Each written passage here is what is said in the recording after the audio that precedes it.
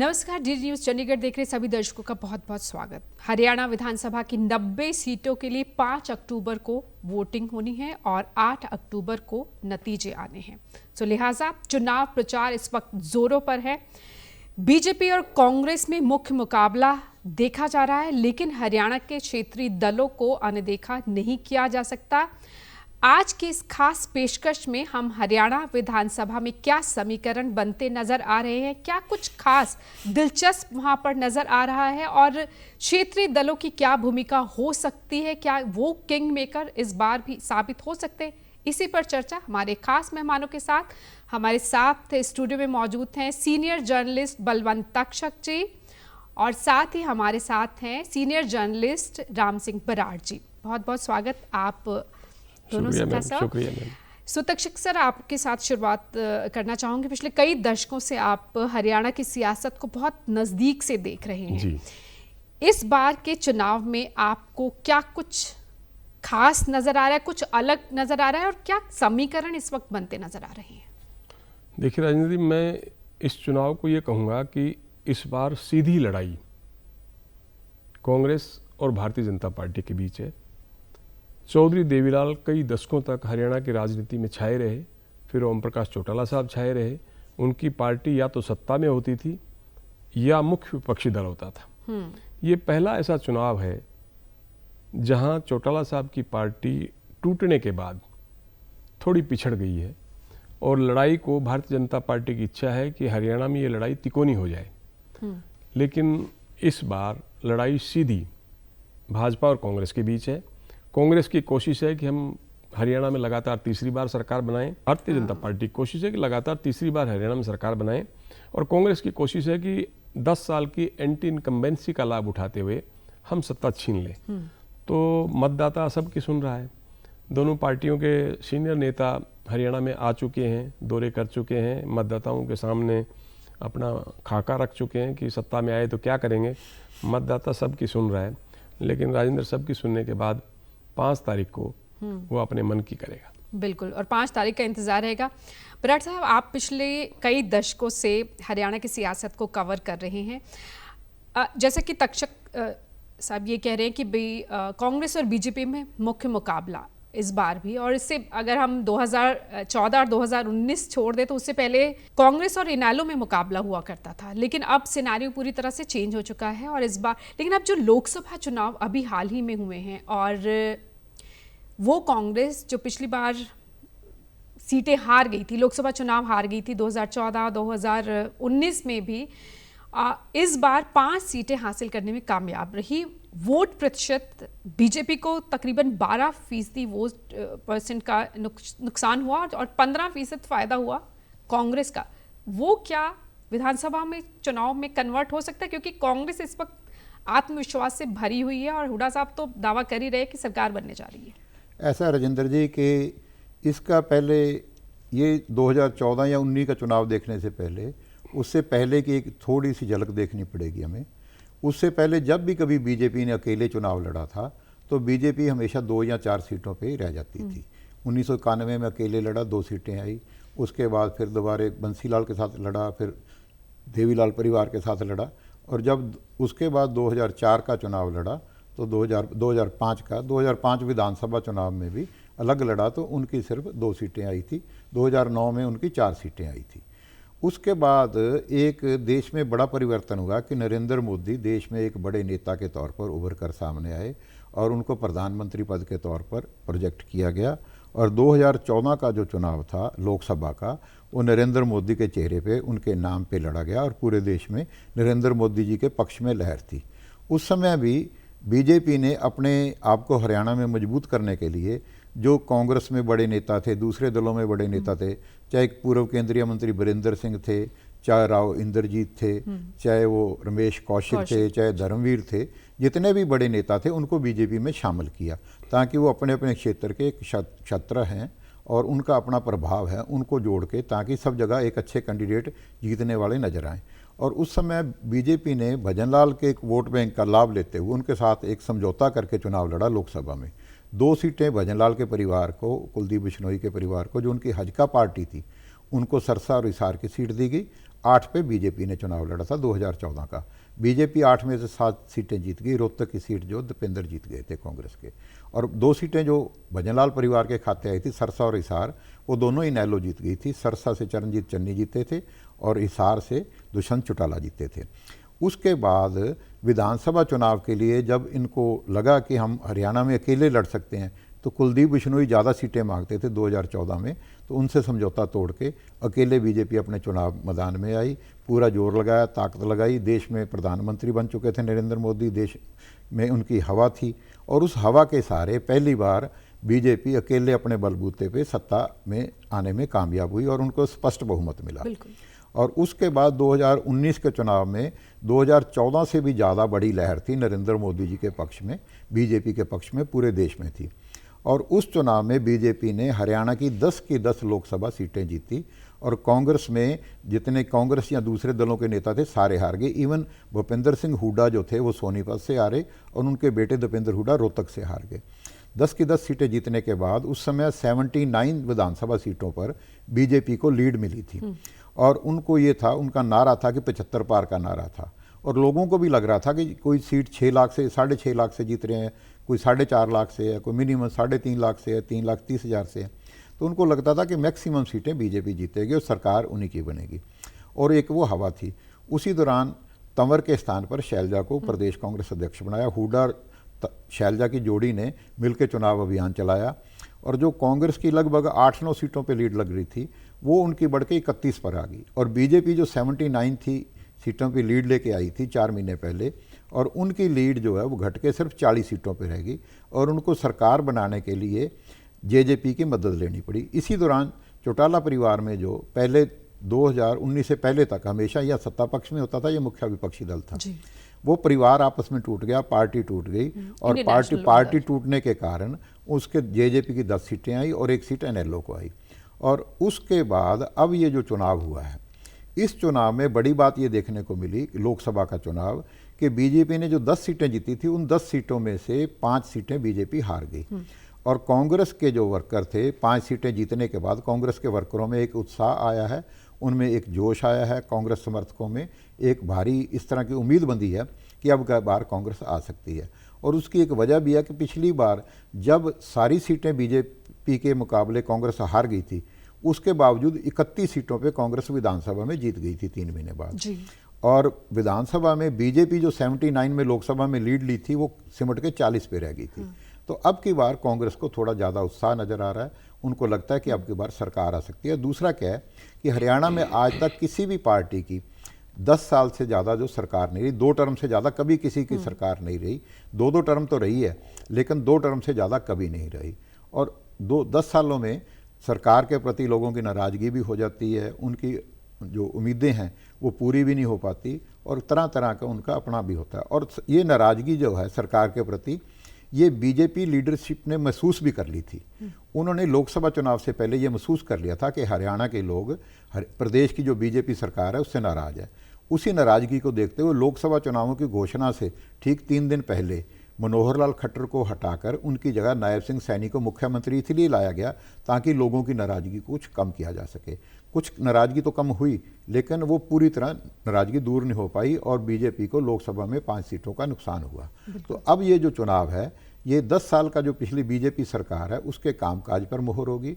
उनके कामकाज को देखे लोग वोट डालेंगे, और उस पे जो कोई नाराज़गी का भाव होगा तो उसको कांग्रेस को उम्मीद लगती है कि 10 सालों से जो लोगों की नाराज़गी है उसको बनाया जा सकता है, उसका लाभ लिया जा सकता है। राइट। अब मैं यहीं से तक्षक साहब आपके पास आना चाहूँगी।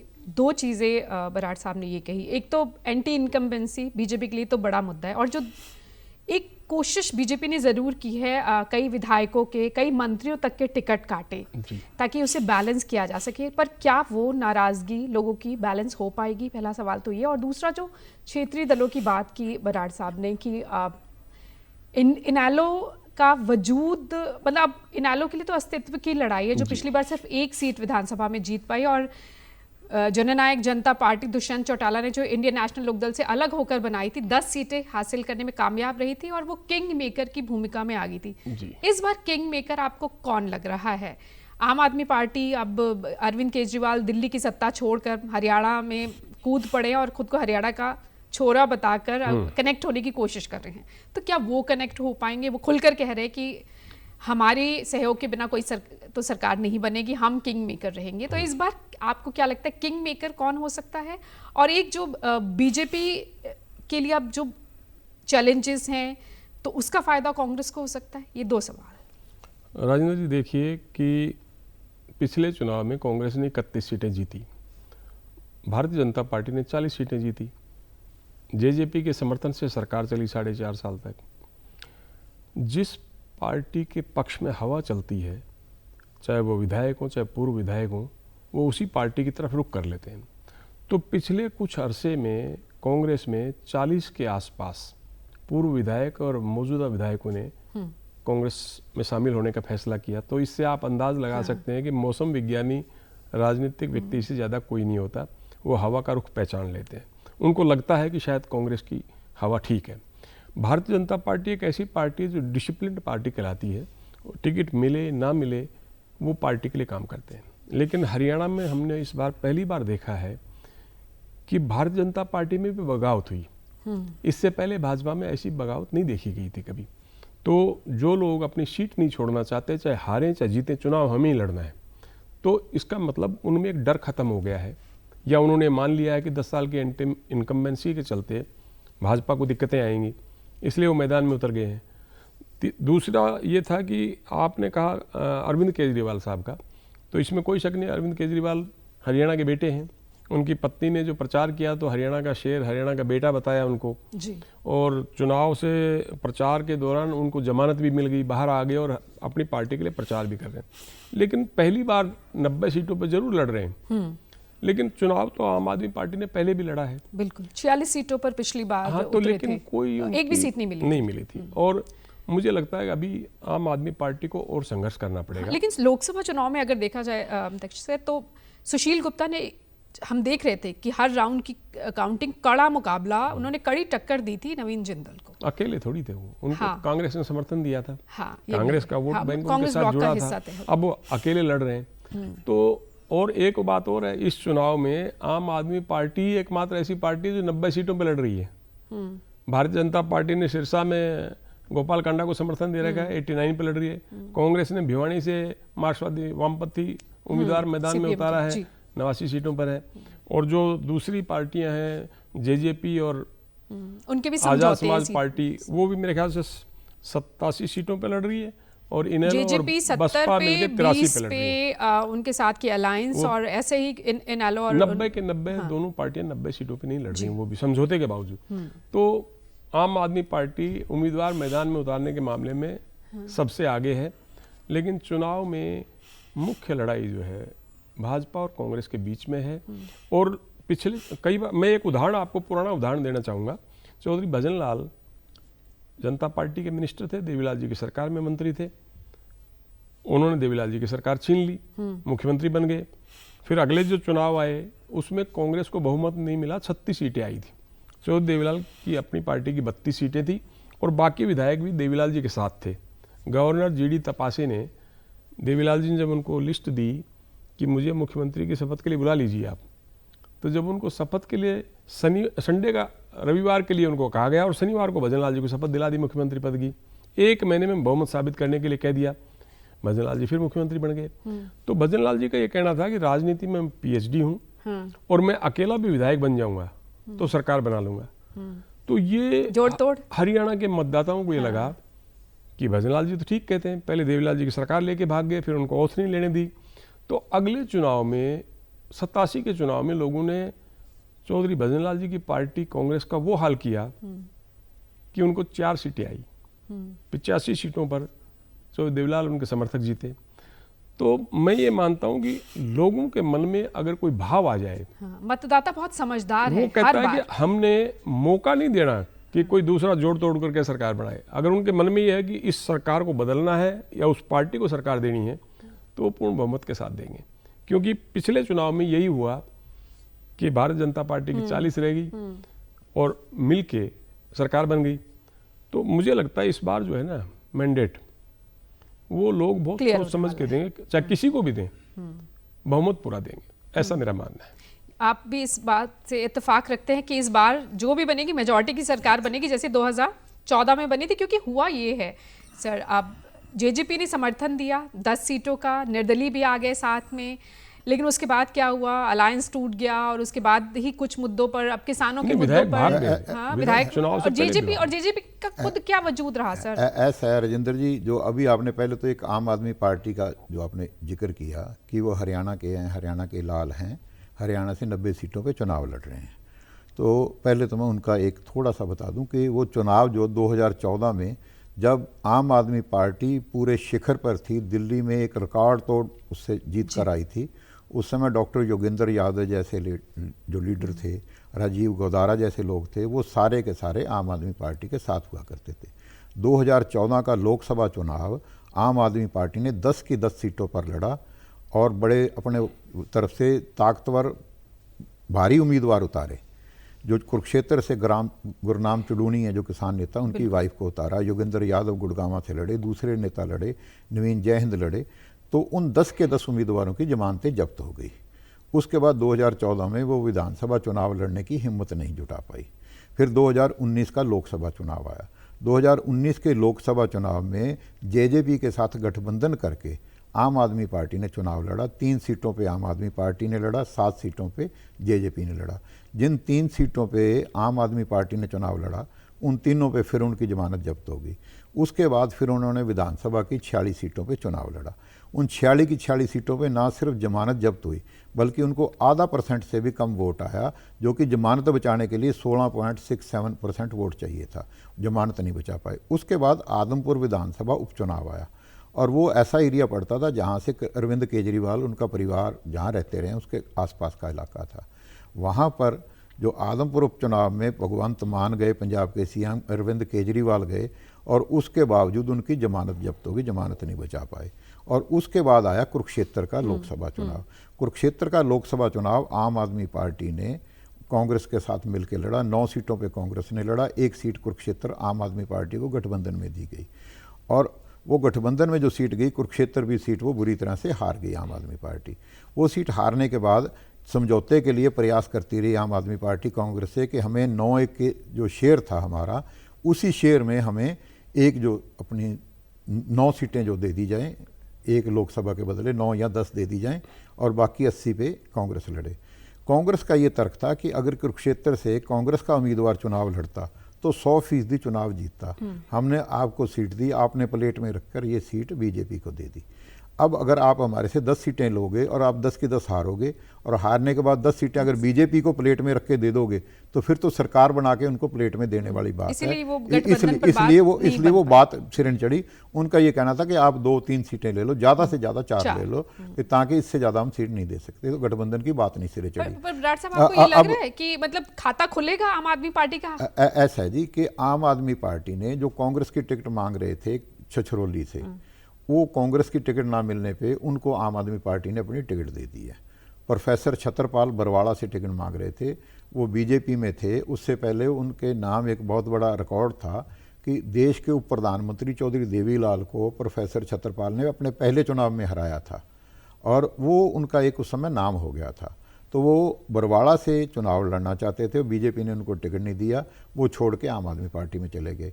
जो इस तरह के कुछ लोग हैं जिनके अपना एक वोट बैंक है, अपना एक जिनका थोड़ा जनाधार है, अपने बलबूते पे अगर वो इंडिपेंडेंट भी लड़ें तो वो कुछ वोट अच्छे खासे हासिल कर सकते हैं।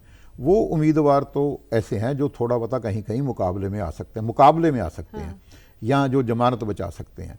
बाकी जो बीजेपी के 90 में से 85 कैंडिडेट ऐसे होंगे जिनके लिए अब की बार भी जमानत बचाना बहुत दूर की बात होगी। मतलब बीजेपी इनका जो है ना, आम आदमी पार्टी का, मतलब आम आदमी पार्टी के 90 में से 85 उम्मीदवार शायद ही जमानत बचा पाएं। मतलब मुख्य मुकाबला सीधा कांग्रेस और बीजेपी में। और जो आप कह रहे हैं क्षेत्रीय दलों का या दूसरे दलों का, उनका सिर्फ वहाँ पर है जहाँ पर बीजेपी के कैंडिडेट कमज़ोर हैं, ज़्यादा कमज़ोर हैं। बीजेपी के कैंडिडेट प्रभाव नहीं डाल पा रहे, मुकाबले में नहीं आ पा रहे, बहुत ज़्यादा पिछड़ रहे हैं। या कहीं कांग्रेस के उम्मीदवार, अच्छा उम्मीदवार नहीं आया बीजेपी या कांग्रेस का, वो पिछड़ रहे हैं। तो उन सीटों पे ये जो क्षेत्रीय दलों के उम्मीदवार हैं वो मुकाबले में वो आ रहे हैं। कुछ इंडिपेंडेंट आ रहे हैं, जैसे हिसार में स्वित्री जिंदल है वो मुकाबले में आ रही है, ठीक है। सिरसा में बीजेपी ने कैंडिडेट नहीं खड़ा किया तो वहाँ गोपाल कांडा और कांग्रेस का मुकाबला है। इसी तरह से कुछ और सीटें हैं जिन पे कोई बीजेपी से या कांग्रेस से अच्छा कैंडिडेट नहीं आया, कमज़ोर कैंडिडेट आया, या किसी ने बगावत करके मुकाबले में अपना इंडिपेंडेंट आ गई, जैसे अम्बाड़ा छावनी में है। हाँ। तो चित्रा सरवारा जो है वो कांग्रेस टिकट न मिलने पे, हाँ, निर्मल सिंह की बेटी, निर्मल सिंह कांग्रेस टिकट पर अम्बाड़ा शहर से लड़ रहे हैं और उनकी बेटी जो अम्बाड़ा कैंट से टिकट मांग रही थी। दोनों को टिकट कांग्रेस ने कहा नहीं मिल सकती, एक को मिलेगी, और चित्रा सरवारा इंडिपेंडेंट वहाँ अम्बाड़ा छावनी से अनिल विज के मुकाबले में आ गई हैं।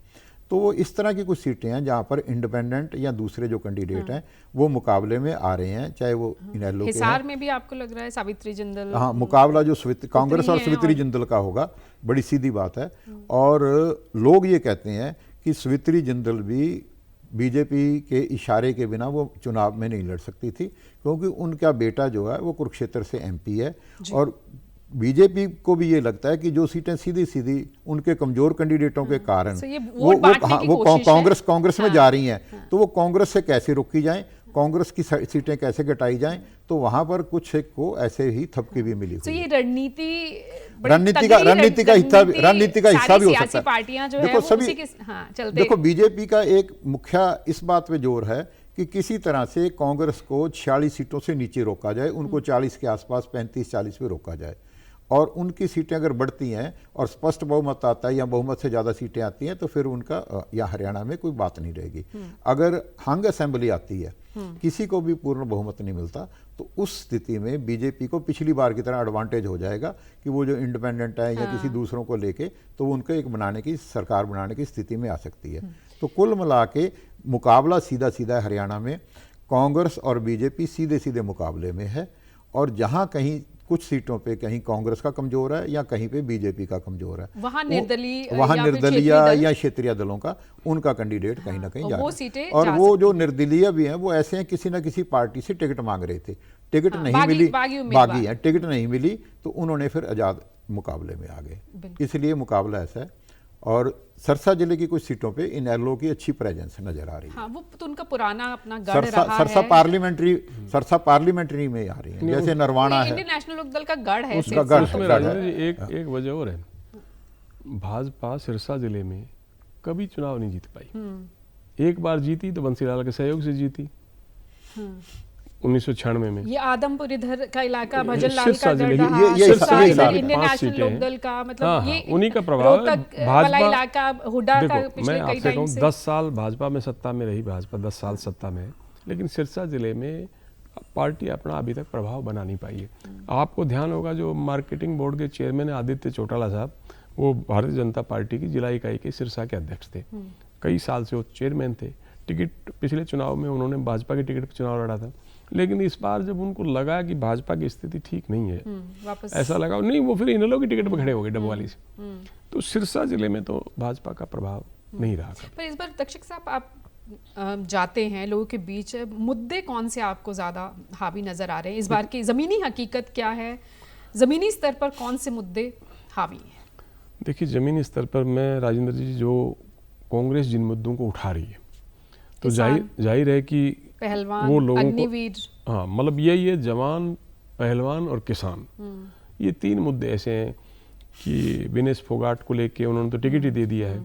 किसानों के जो बॉर्डर पे, मैं एक राजेंद्र जी किसान, जवान और पहलवान के अलावा एक बात और कहना चाहूँगा आपको, जो भारतीय जनता पार्टी के लिए एक चिंता का विषय। हुड्डा साहब ने कहा है कि हम अगर सत्ता में आते हैं तो हम बॉर्डर खोल देंगे।